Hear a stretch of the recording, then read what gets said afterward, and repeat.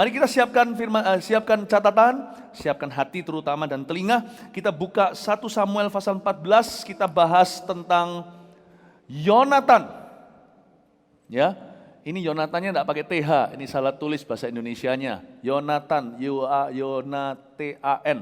Yonatan dan bujang pembawa senjatanya. Kita akan pelajari satu kebenaran yang indah, bahwa tempat sepakat ialah tempat berkat. Yonatan pasal 14, nggak ada kitab Yonatan, kitab 1 Samuel maksudnya. Siapa tahu tadi makan siang masih kekenyangan, sekarang mengantuk. Oh jangan ya. 1 Samuel pasal 14 ayat yang pertama, kita pelajari tentang Yonatan ya. Oke. Pada suatu hari, Yonatan bin Saul berkata kepada bujang pembawa senjatanya, "Mari kita menyeberang ke dekat pasukan pengawal orang Filistin yang di sebelah sana." Tetapi tidak diberitahukannya hal itu kepada ayahnya. Adapun Saul duduk di ujung Gibea, di bawah pohon delima yang di Migron. Dan rakyat yang ada bersama-sama dengan dia itu kira-kira 600 orang banyaknya. Ahia, anak Ahitub, saudara Ikabod, anak Pinehas, anak Eli, imam Tuhan di Silo, dialah yang memakai baju efod pada waktu itu, tetapi rakyat tidak tahu tentang perginya Yonatan itu. Ya, berhenti di sini dulu.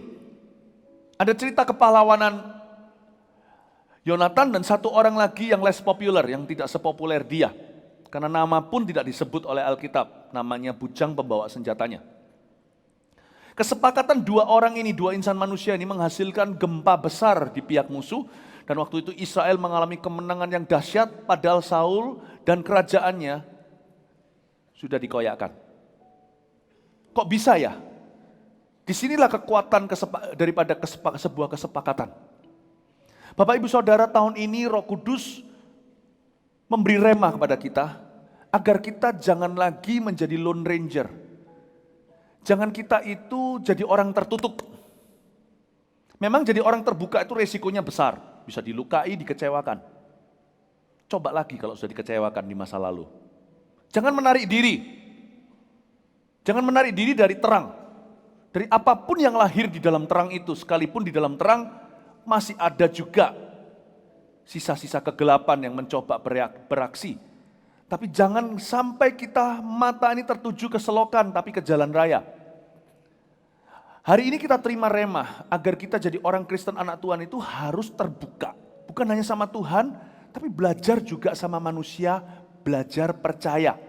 Ada orang-orang yang pernah dilukai sebelumnya dalam pernikahan. Bukan berarti pernikahan itu salah. Ada orang yang pernah ditipu uangnya oleh rekan bisnisnya, bukan berarti bisnis itu tidak dikenan Tuhan. Karena dunia bisnis juga Tuhan yang ciptakan. Ada orang-orang yang pernah juga dikhianati di dalam gereja, bukan berarti gereja itu bukanlah rumah Allah. Belajar jadi orang terbuka. Yonatan ini penuh sekali dengan lika-liku. Karena dia adalah putra mahkotanya Saul, tapi Yonatan juga melihat sudah 1001 macam manusia. Tapi Yonatan itu bisa begitu lugu percaya kepada seorang, yaitu bujang pembawa senjatanya. Inilah pesan Tuhan, you need to trust again. You need to trust Jesus most of all. Kalau dulu kita pernah gagal, ada doa belum dijawab, belum game over hidupmu itu, belajar untuk percaya pada Tuhan. Meskipun ada doa yang belum juga menjadi kenyataan, ada firman-firman yang belum digenapi, tetaplah baca Alkitab, tetaplah renungkan firman-Nya. You need to trust yourself too. Karena Yesus mengasihimu, berilah dirimu kesempatan. Jangan menarik diri, termasuk dari pertemuan-pertemuan. Seperti dibiasakan banyak orang menjelang datangnya Tuhan kedua kali, kita harus lebih rajin untuk bisa menguatkan, saling mendorong dalam kasih. Ya, ini dia. Jadi kita hari ini belajar kuasa kesepakatan. Dan untuk kita bertumbuh secara dewasa dan penuh, agar kita punya pertumbuhan itu nggak kurang apa-apa, tidak ada cacat celah, kita nggak bisa bertumbuh sendiri. Murid-murid Yesus di Galilea, Mereka tidak bisa, rencana Allah begitu besar atas setiap mereka masing-masing individu, tapi mereka perlu satu sama lainnya untuk menggenapi rencana Allah atas mereka secara pribadi. Buktinya loh, cerita mereka selalu bersinggungan. Ketika Tuhan lagi berurusan dengan Petrus, terjadi banyak ikan, dia butuh Yohanes dan Yakobus. God's plan is too great in your life for you to rencana Tuhan terlalu besar dalam kehidupan Anda untuk Anda mengarunginya sendirian. Karena itu Bapak Ibu Saudara, hari ini tadi sepanjang hari saya bicara tentang teamwork apa. Sekarang ada satu pesan Tuhan sederhana, hai Yonatan, you need to trust other people. Orang kalau tertutup jiwanya, sudah tidak bisa terima berkat Allah. You need to open up again. You need to open up again. Ya, nah, ini pesan Tuhan. Unity tidak bisa dimulai, unity itu bukan acara. Persatuan itu dimulai dari hati yang mau percaya. Hati yang terbuka. Itu dia. Nah sekarang di mana kita bisa menemukan orang-orang yang bisa sama-sama bertumbuh? Ya, memang kita harus hati-hati. Mungkin masa lalu kita belajar dari pengalaman. Kita salah alamat seperti Yusuf yang ceritakan mimpinya, lalu habis itu baru malah justru bukan dapat berkat, malah dapat kianat. Dia dilempar ke dalam sumur, dijual ke Potifar. Memang harus hati-hati ya, kita kadang-kadang tuh zaman dulu itu mungkin kita masih belum pengalaman atau kurang berhikmat dan bijaksana sehingga kita asal cerita berujung sia-sia. I know kita menjadi semakin smart. I know many people waktu dia semakin tua dia semakin pintar. Tapi nggak tentu dia semakin beriman. Banyak orang itu semakin smart tapi semakin tertutup, semakin picik pikirannya. Jangan ya. Tuhan menghendaki tahun ini umat Tuhan, jemaat Mawar Sharon tercinta menjadi orang yang lapang dada, menjadi orang yang tidak punya perasaan negatif, tidak pesimis, tidak hidup dalam trauma. Amin. Lihat Yonatan ya. Lihat Yonatan. Kita sekarang melihat gimana dia menemukan kesepakatan. Ayat 1, pada suatu hari Yonatan bin Saul berkata kepada bujang pembawa senjatanya. Katakan bujang pembawa senjatanya. Bujang pembawa senjatanya. Orang itu punya nama ya, nggak enak kalau dipanggil orang nggak enak kan? Ini kan kayak Masa kalau Alkitab ini firman Allah diinspirasi Roh Kudus, masa Roh Kudus nggak tahu orang itu namanya siapa? Alkitab menurut saya cukup detail loh. Nggak percaya? Coba lihat silsilah. Ini bin ini, bin ini, bin ini, bin ini, bin ini. Ya kan? Murid-murid Yesus semua ada namanya. Petrus malah dikasih 2 nama, Kefas jadi Petrus, dikasih artinya. Yohanes, Yakobus, anak Zebedeus. Tahu semuanya. Sakeus dijelaskan orangnya pendek, profesinya apa. Kenapa orang ini begitu penting? Dia menjadi dynamic duo seperti Batman dan Robin dan mengalahkan ini kemenangan besar ini kalau orang Surabaya katakan. Besar ini bagi orang Israel. Kok orang ini anonymous, tidak ada nama? Saya rasa Roh Kudus tidak iseng, tidak kasih dia nama. Tidak disebutkanlah namanya apa. Ya kan? Roh Kudus itu pasti ada maksudnya. Kalau saya baca Alkitab itu saya punya curiga indah. Mengapa perkara tertentu tidak seperti yang lainnya, kok tidak umum. Di sini dikatakan dia itu Yonatan berkata kepada bujang pembawa senjatanya. Untuk Anda sepakat untuk sesuatu yang baik. Supaya Anda mengalami lonjakan iman atau akselerasi percepatan. Jangan pilih-pilih orang. Carilah orang yang available untuk sepakat dalam perkara benar dengan diri Anda. Kadang-kadang Tuhan kalau mau menggerakkan hati Anda kepada sebuah iman, atau Tuhan kalau mau mengentaskan Anda dari sebuah keraguan, Tuhan bisa kirim firman, lewat SMS pun jadi, atau WA, atau apa.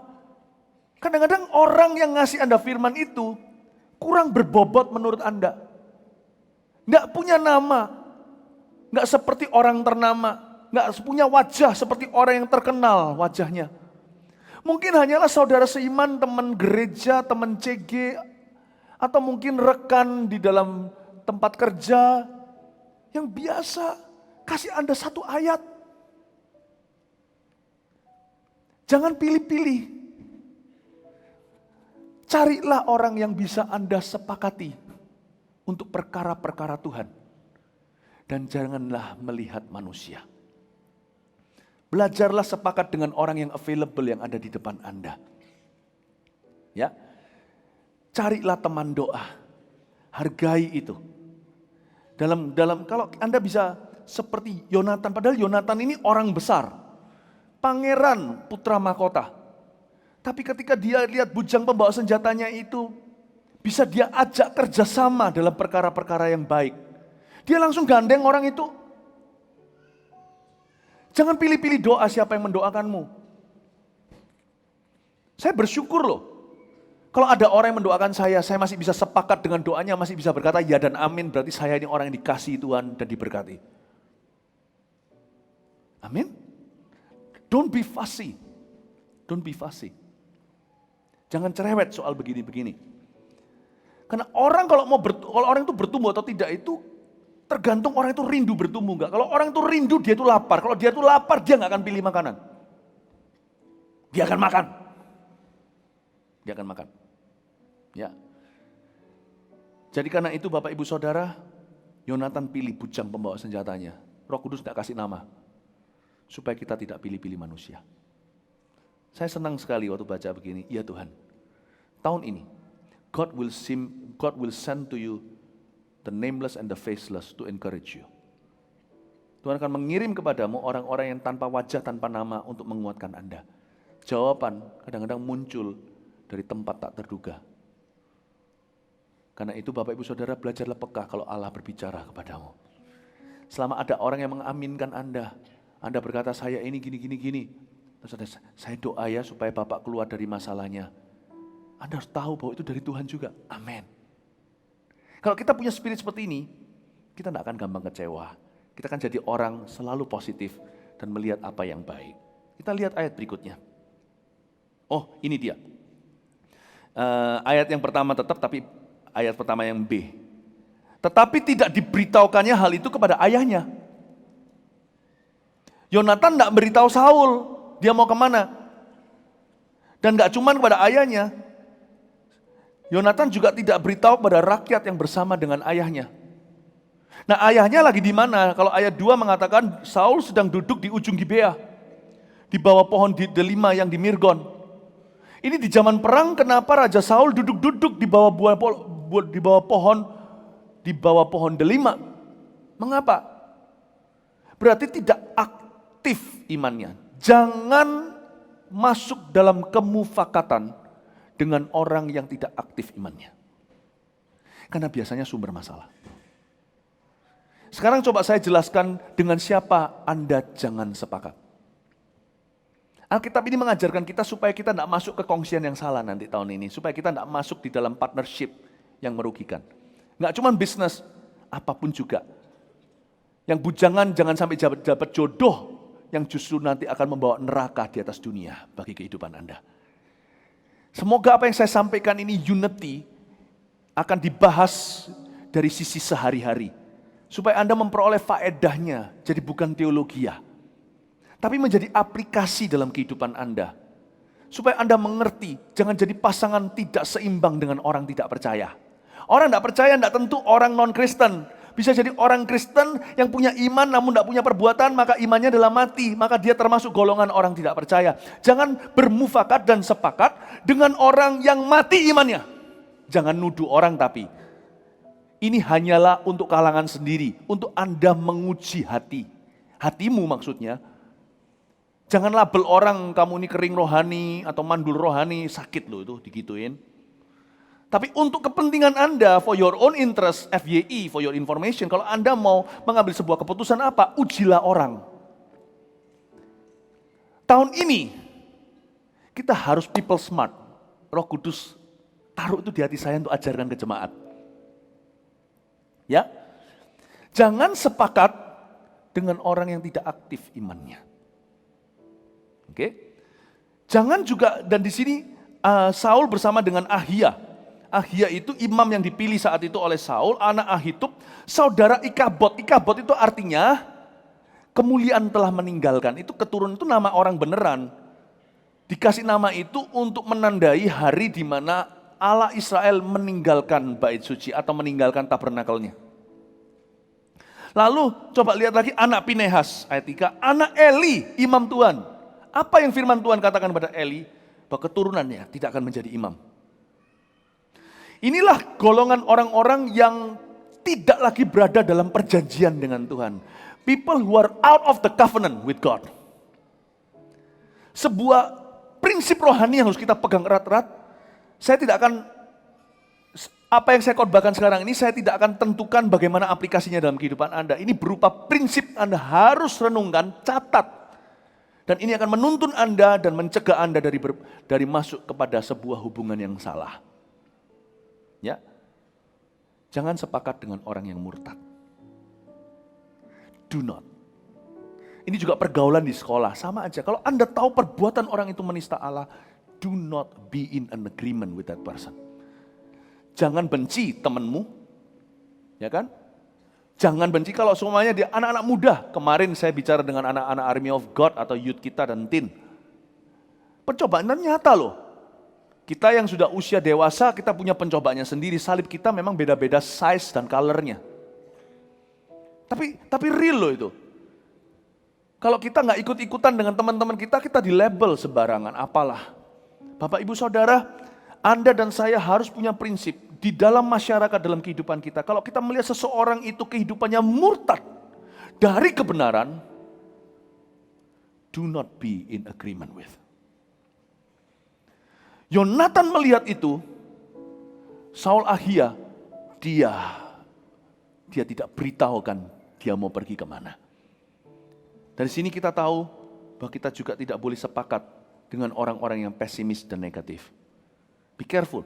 12 pengintai, 10 tertular. Padahal menurut saya raginya cuma 1. Nggak mungkin 10-10 langsung angkat bicara. Paling-paling beberapa yang lebih shy atau lebih pemalu. Paling bicara di hati, wow besar ya ini raksasa. Tapi dari 12 itu, selain Yosua dan Kaleb, ada 10 yang terpengaruh. Menurut saya 9, dimulai dari 1, entah siapa, Alkitab tidak jelaskan namanya. Ketika negatif dan pesimis ini mulai nampak, itu menular 10 itu semuanya kena, bahkan menjalar ke seluruh perkemahan. Orang Israel termasuk Musa pun jadi gak masuk. Hanya Yosua dan Kaleb saja. Lebih bahaya daripada orang yang kena SARS, jangan kita tertular adalah orang yang pesimis dan negatif. Dan jangan jadi orang yang seperti itu, karena Anda menulari. Anda jadi carrier. Tahun ini, enough is enough. Jangan jadi orang negatif lagi. Karena itu merugikan Anda sendiri sih, dan orang lain juga. Tuhan sih nggak rugi, Tuhan tinggal menghakimi.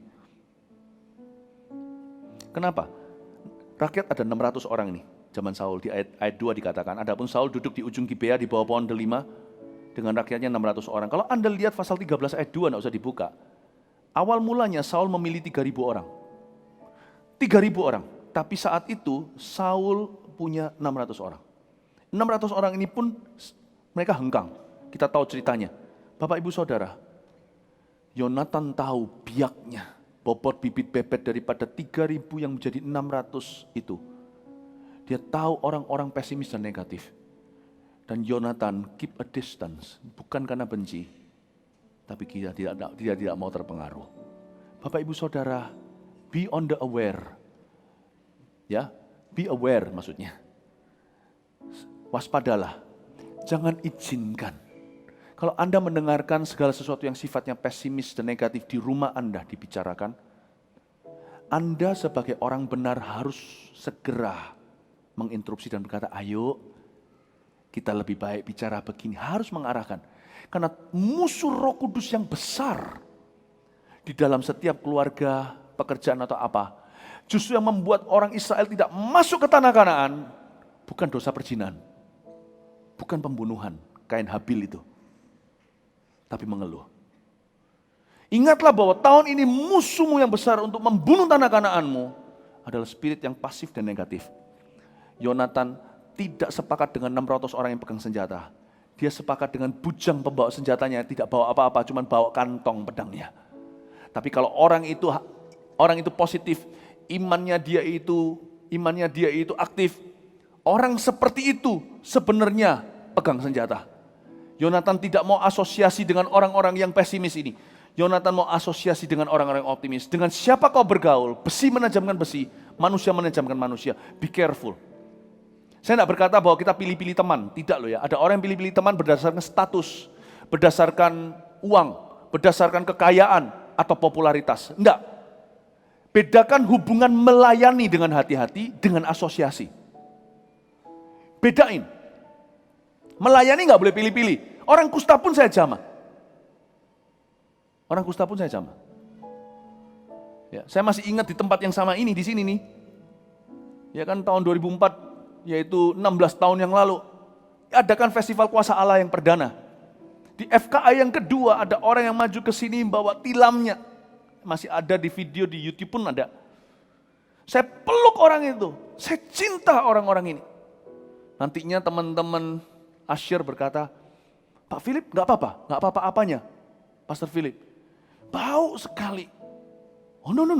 Kita kalau waktu itu Asyir bermaksud baik. Apakah saya bisa tahan dengan aroma? Kan gak pernah mandi berapa minggu atau berapa bulan. Kalau kita layani orang gak boleh pilih-pilih. Yang bau, yang diselokan, yang dilorong, yang kusta. Jamah. Tapi asosiasi harus pilih-pilih. Paham maksud saya Bapak Ibu Saudara? Asosiasi itu hubungan bilateral. Di mana pengaruh diberi, pengaruh diterima. Di mana terjadi pertimbangan, jangan sampai nasihat orang fasik akhirnya.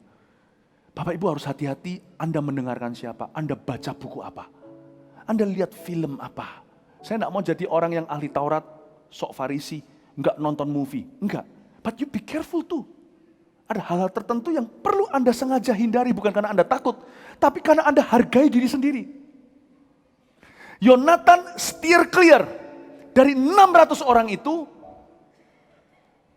yang sudah penuh dengan negativity. This year, saya tidak mau cuma lebih positif. Tahun ini saya punya goal buat saya sendiri, saya mau lebih beriman. Saya mau lebih murni. Karena itu bukan hanya jaga hati dengan segala waspada. Jaga hati berarti jaga diri. Bapak Ibu Saudara, Roh Kudus memberimu tugas tahun ini. Jagalah dirimu. Kalau Anda bisa jaga dirimu, Anda bisa jaga familymu. Anda bisa jaga pekerjaanmu. Amin Bapak Ibu Saudara. Dengan siapa Anda tidak boleh mufakat, tidak boleh sepakat? Dengan orang murtad. Anda tidak boleh sepakat dengan orang negatif dan pesimis. Anda harus hindari gosiper. Karena gosiper itu dahsyat. Saya akui, Tuhan pun mengakui di kitab Amsal. Dia memisahkan sahabat. Ya, jaga diri. Coba katakan pada kanan kirinya, jaga diri. Jaga diri bro. Amin ya.